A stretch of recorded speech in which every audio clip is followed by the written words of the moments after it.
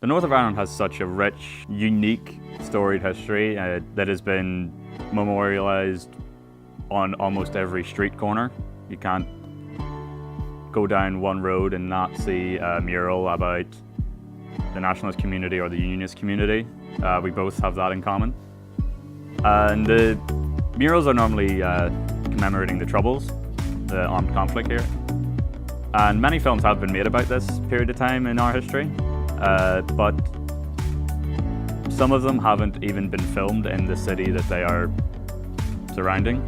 71 was filmed elsewhere, and even the ones that are filmed here, like 50 Dead Men Walking, it's a street corner. You don't get to see the city or the beauty of the country in any way. Most films deal with the ugly side of the country, but you leave the city and you get these rolling countryside that could lend itself well to film. So filmmaking is something I'm really passionate about. It's something that me and everyone in this crew is really passionate about.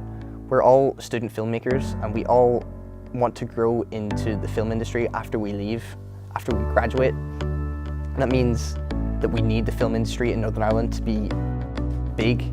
We need to know that once we leave, we can get jobs. And although there's productions happening like Game of Thrones, Krypton is being shot here, Dracula Untold, The Fall, lots of stuff is shot here. We need that to keep increasing. There's lots of stuff should be shot here. Like, why couldn't Lord of the Rings be shot here? And although that is being explored with Game of Thrones, we have the lands for it. We have the ability to be able to shoot it, not just with on-location shooting, but we have sets with Titanic Studios.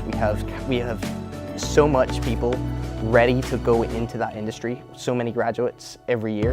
Filmmaking in Northern Ireland, it's growing, but we need to make it much higher, and that's what we're trying to emphasize with this. Well, if anyone is to talk about Northern Ireland, I mean, the first thing to come to mind is its landscapes, and they themselves have served as inspiration for authors across the globe for generations.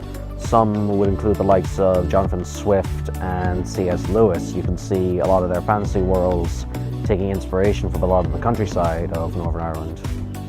Yes, leprechauns would probably have been some of the most famous to foreigners outside of the country, especially America, as they'd be most well known for being around the Moor Mountains. Another could be the legend of Finn McCool and his home of the Giant's Causeway, which you can see that bleeding into a lot of the other fantasy works of the last century, like Chronicles of Narnia or Gulliver's Travels.